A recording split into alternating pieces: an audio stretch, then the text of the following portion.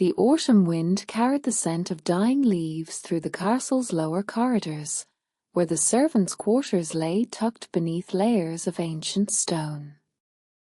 Alara moved through these passages like a whisper, her footsteps barely making a sound against the cold floors. She had learned long ago that silence was her greatest shield, that being unseen was its own form of survival. For 7 years, she had served in Castle Thornmoor, tending to linens and carrying water, polishing silver, and lighting candles in rooms she would never be invited to sit in. And for 7 years, she had watched him from the corners of her vision, the Vampire King, Aldrich of the Eternal House, a figure who commanded fear from kingdoms near and far, yet moved through his own halls with a quiet grace that contradicted every terrible story told about his kind. She had first seen him on the day she arrived, a frightened girl of 16 who had been sold into service by a desperate uncle who could no longer feed his brother's orphan children. Her sister Marin had been taken to work in the upper chambers, her beauty noticed immediately by the household steward. But Alara, with her plain features and downcast eyes, had been sent below, to the forgotten spaces where sunlight rarely reached. That arrangement had suited her. In the shadows, she was safe. In the shadows, no one expected anything from her except quiet competence. And in the shadows, she could watch without being watched in return. The Vampire King was not what the village tales described. Those stories spoke of a monster with blood-red eyes and cruelty etched into every feature, a creature who delighted in suffering and fed upon the innocent. But the figure Ilara observed through half-open doors and down endless corridors was something altogether different. She saw how he spoke to his advisors with patience rather than demands. She noticed how he remembered the names of servants who had worked in the castle for decades, how he inquired after their families and their health. She witnessed him once, in a moment she was never meant to see, kneeling beside a dying gardener in the courtyard, holding the old man's hand and speaking words of comfort until the final breath had passed. These observations became her secret treasure, collected over years like pressed flowers in a hidden book.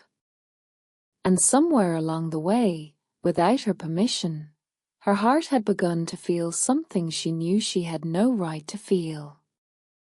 It was foolish. It was impossible. The Vampire King was an immortal being of immense power, and she was nothing, a servant girl who existed in the spaces between walls, noticed by no one, remembered by fewer. And even if such barriers did not exist, there was Marin to consider. Her sister had risen through the household ranks with remarkable speed.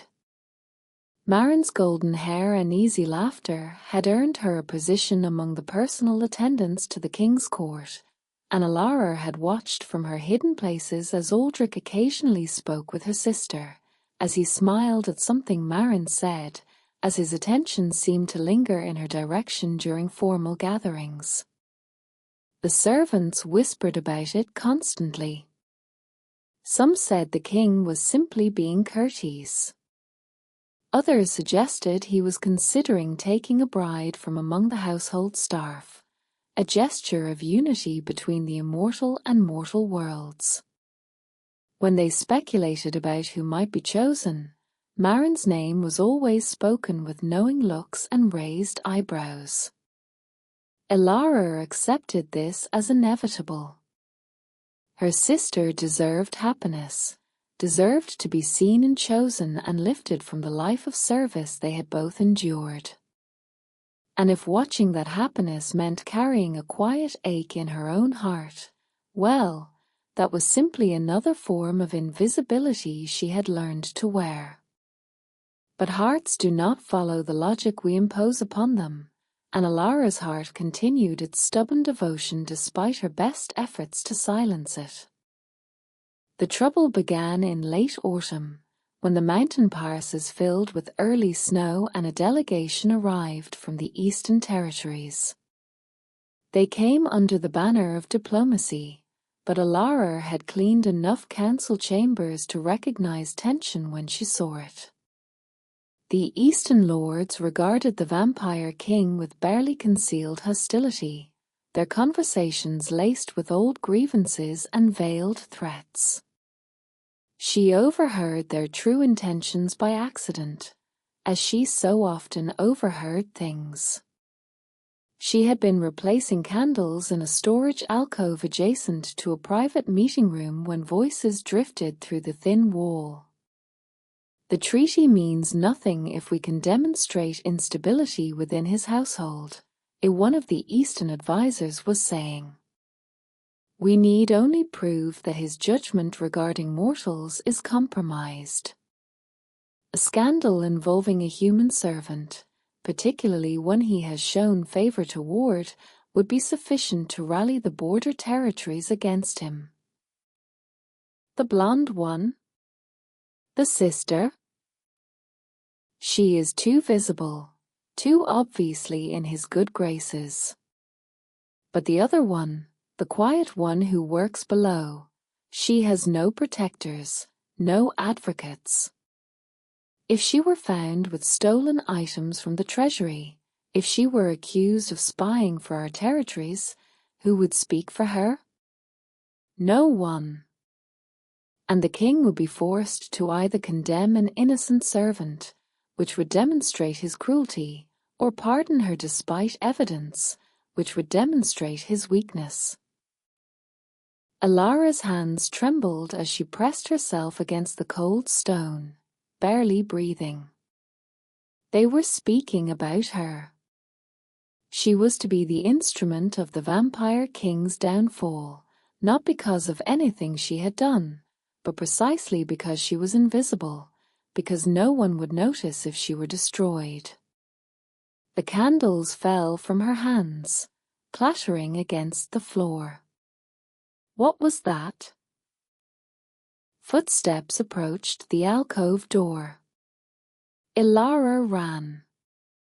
She ran through corridors she knew better than anyone, through passages that connected the lower chambers to the outer walls, through a servant's exit that opened onto the castle's kitchen garden. The cold night air struck her face as she stumbled into moonlight, her breath coming in ragged gasps, her mind spinning with fear and confusion. Where could she go? The mountain passes were closed. The nearest village was half a day's journey through wilderness that would kill an unprepared traveler before dawn. And even if she could run, even if she could escape the castle walls, she would leave behind Marin, who would surely suffer for her sister's sudden disappearance. You are bleeding. The voice came from the darkness beside the garden wall, calm and measured and utterly unexpected. Alara spun toward it, her heart seizing in her chest, and found herself facing the vampire king. He was dressed simply, without the formal robes he wore in court. In the moonlight, his features appeared almost gentle, the sharp angles softened, the pale skin luminous rather than threatening. His eyes, which legends described as burning red with hunger, were instead the color of aged honey, warm and clear and focused entirely on her. Your hand, he said, gesturing toward her right palm. She looked down, surprised to find a thin cut across her skin, probably from the candle holder when she dropped it. A few drops of blood had fallen onto her sleeve. In the presence of a vampire, this should have terrified her. Instead, she felt only a strange stillness, as if the world had narrowed to this single moment. I'm sorry, Your Majesty, as she whispered. I should not be here. I should. You should tell me why you were running. It was not a command but an invitation. She could have refused. She could have bowed her head and retreated to the servants' quarters and hoped that the Eastern delegates would fail in their scheme. But something in his gaze held her in place, a recognition she had not expected, as if he were truly seeing her for the first time. Or perhaps, she thought with a flutter of impossible hope, as if he had been seeing her all along. She told him everything. The vampire king listened without interruption as Alara recounted what she had overheard. His expression remained unchanged throughout, thoughtful, attentive, giving nothing away. When she finished, he was quiet for a long moment, his gaze drifting toward the castle walls as if he could see through the stone to the conspiring delegates within. You could have remained silent, he said finally. You could have fled and left this trouble for others to discover, if they ever discovered it at all. Why did you not? The question surprised her. Because it would harm you. Because it would harm the people who depend on your protection. How could I stay silent knowing that? Even though speaking puts you in greater danger? Even though no one would have blamed you for protecting yourself? I would have blamed myself, Alara said simply. That seemed worse. For the first time, Aldrich smiled, not the formal smile he wore in court, but something genuine and warm, like sunlight breaking through winter clouds. He reached out and took her injured hand in his touch cool but extraordinarily gentle, and examined the small wound. I have watched you for 7 years, Alara. Her breath caught. You know my name? I know a great deal more than your name. I know that you have never taken so much as a crust of bread more than your allotted share, though you often went hungry in your first year here. I know that you secretly taught yourself to read by candlelight, borrowing books from the lower library and returning them before anyone noticed.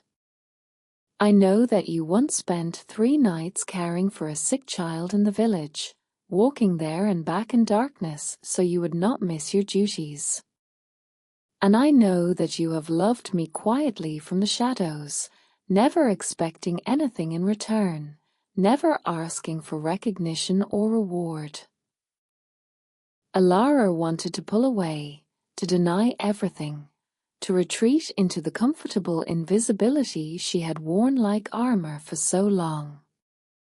But his eyes held her steady, and she found she could not look away. I thought you couldn't see me, as she whispered. I thought I was invisible. You were never invisible to me. You were simply waiting, for the right moment, the right reason, the right words. And I was waiting too, though I did not fully understand for what. He released her hand and stepped back, his expression growing serious. The Eastern delegates will move against you within the next few days. They will plant evidence and bring accusations. Without protection, you will be condemned regardless of your innocence. What can I do? You can accept my proposal. The words hung in the cold air between them, impossible and yet utterly real. Alara stared at him, certain she had misheard, certain this was some elaborate dream brought on by fear and exhaustion. I am asking you to marry me, Alara. Not because I need a political alliance or a beautiful ornament for my court. Not because I am trying to create a scandal or prove a point to my enemies. I am asking you because I have watched you demonstrate kindness, courage, and integrity every single day for 7 years, and I have come to believe that those qualities matter more than beauty or status or noble blood. I am asking you because you deserve to be seen, and I want to be the one who sees you. I am asking you because protecting you feels less like an obligation and more like a privilege I have been waiting my entire long life to earn. Tears were sliding down Alara's cheeks, though she had not felt them begin. I have nothing to offer you. I have no wealth, no connections, no. You have yourself, Ealdric said softly. That has always been enough. The wedding took place 3 weeks later, in the great hall of Castle Thornmoor, before an assembly that had travelled from every corner of the realm. The Eastern delegates had been sent home in quiet disgrace after Aldrich presented evidence of their conspiracy to the council, evidence gathered not through violence or interrogation but through careful diplomacy and the testimony of servants who had overheard far more than the conspirators realized. It was, the historians would later write, a wedding that changed the nature of the vampire king's rule. By choosing a servant girl with no political value and no family name, Aldrich sent a message that echoed through every hall of power. Worth was not determined by birth or beauty but by the content of one's heart. Maren stood beside her sister throughout the ceremony, her eyes bright with tears of joy rather than jealousy. She had known, she admitted later, that the king's attention toward her had always been a courtesy, a way of checking on the sister he could not approach directly without drawing unwanted speculation.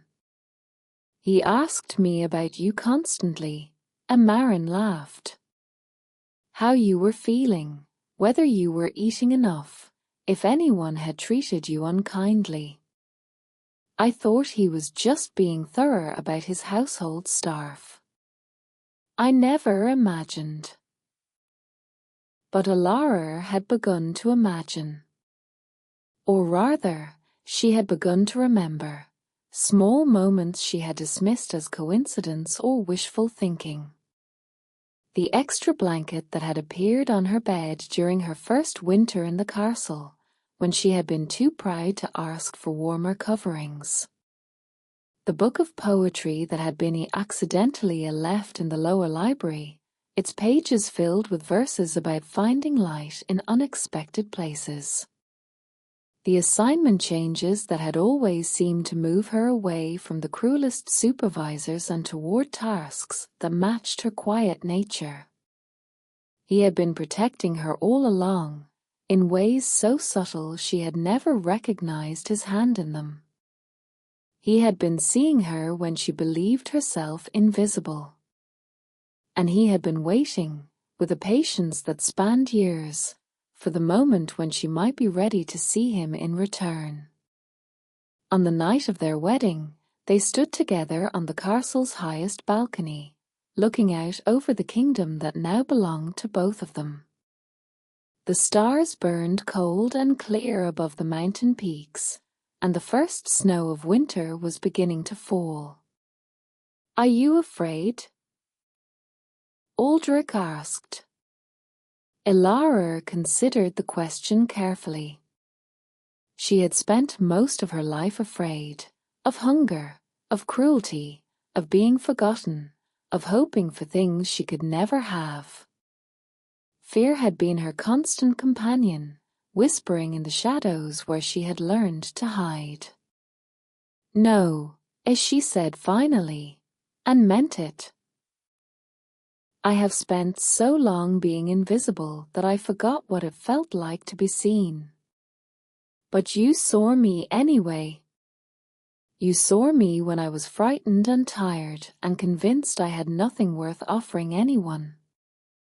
And you chose me, not despite those things, but because of who I was underneath them. She turned to face him, this ancient immortal being who had somehow become her home. How could I be afraid of someone who looks at me like that? Aldrich reached out and brushed a snowflake from her hair, his touch infinitely careful, as if she were something precious and fragile that he had been entrusted to protect. I have lived for centuries, he said quietly.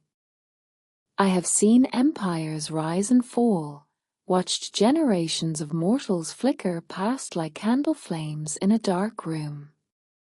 And in all that time, I never understood what the poets meant when they wrote about finding someone who makes eternity feel worthwhile. Not until I watched a servant girl spend her own meager wages to buy medicine for a sick child who was not even her own family. Not until I saw her stay awake for nights on end to care for strangers. Not until I understood that true strength is not found in power or immortality, but in the small, quiet choices we make when no one is watching. He smiled, and for a moment, he looked almost human. You taught me that, Elara. Every day, in every small act of kindness, you taught me what it means to truly live. The snow continued to fall around them, soft and silent, covering the world in white. Below the balcony, the castle lights glowed warm against the winter darkness, and somewhere in the great hall, music was playing as guests celebrated the union of two souls who had found each other across an impossible divide. Elara leaned into her husband's embrace, feeling the steady rhythm of his ancient heart against her cheek. She had spent so long believing she was invisible, believing she had no place in a world that seemed to have forgotten she existed. But she had been wrong. She had always had a place, not in the shadows where she had hidden, but in the light she had carried within her all along. She had simply needed someone to show her where to look. And as the Vampire King held her gently on that balcony, as the snow fell and the stars wheeled overhead and a new chapter of both their lives began, Elara finally understood what it meant to be seen.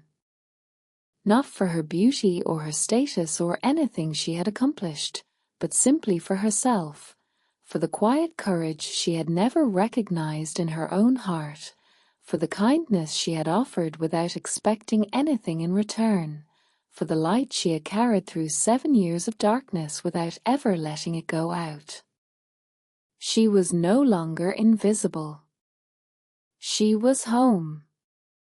And that, she realized as she closed her eyes and listened to the soft fall of snow beyond the castle walls, was the greatest gift anyone could ever receive.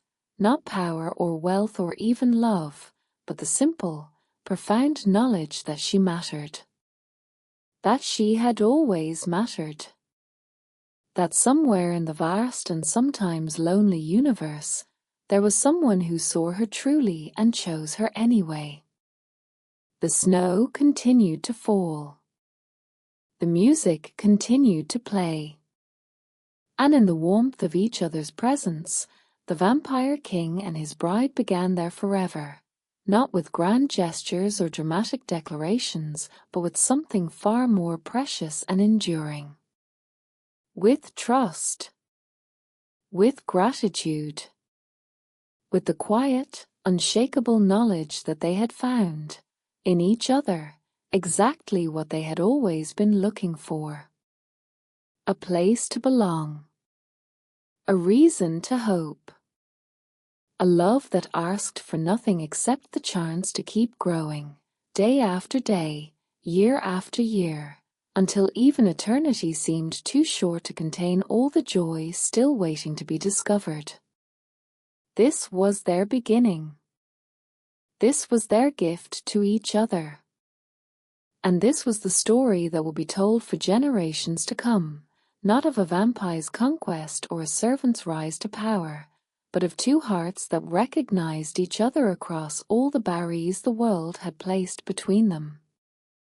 Two hearts that chose, again and again, to see each other clearly. Two hearts that finally, beautifully, came home. Title: Sad Smiley. She was invisible to him. Until the Vampire King proposed and changed everything. Write a single complete fantasy story about a powerful ruler or guardian figure who chooses to protect a vulnerable person, village, or innocent life despite personal cost. The tone must feel noble, gentle, and emotionally sincere, never violent, cruel, romanticized, or dramatically exaggerated. Focus on responsibility, compassion, sacrifice, and quiet courage rather than romance, revenge, domination, or dark conflict. Tell the story as one continuous narrative that moves naturally from danger or uncertainty toward emotional safety and meaningful resolution within a single video. Guidelines. Begin the story with a calm emotional mystery that directly reflects the promise or feeling of the title and quietly makes the viewer want to stay until the end. Begin with a subtle threat or fragile situation needing protection. Reveal strength through calm decisions and selfless actions, not dramatic battles.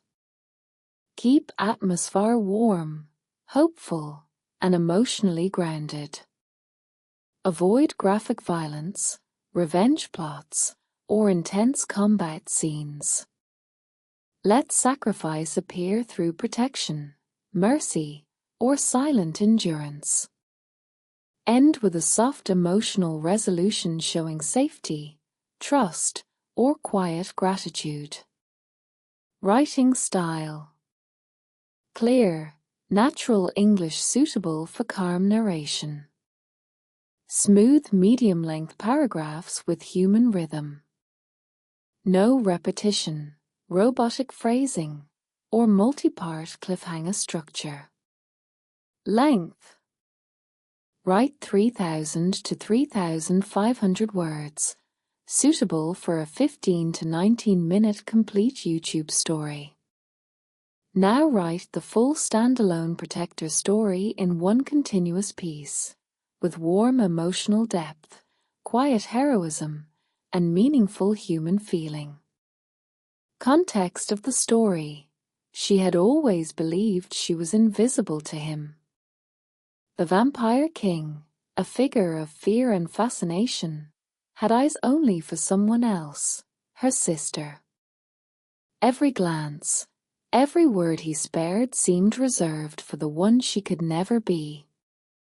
For years, she stayed in the shadows, hiding her feelings, burying her heart, convincing herself that she was destined to remain unnoticed. She watched from afar, longing and hoping in silence, her tears hidden from the world. Then, one fateful night, everything changed. A quiet moment in the castle turned into a lifetime-altering encounter. The Vampire King, who she thought would never see her, looked deep into her eyes. And in that gaze, she saw truth, recognition, and desire, feelings she never expected. He reached for her hand, spoke words that made her heart stop, and proposed to her, choosing her over all she thought was impossible. From that moment on, she was no longer invisible. She was the one he loved, the one he wanted, the one who would share his life. Her world, once filled with longing and shadows, now burned bright with love, passion, and a destiny she never imagined. And as the castle walls bore witness, their fates intertwined, a single proposal changing everything forever.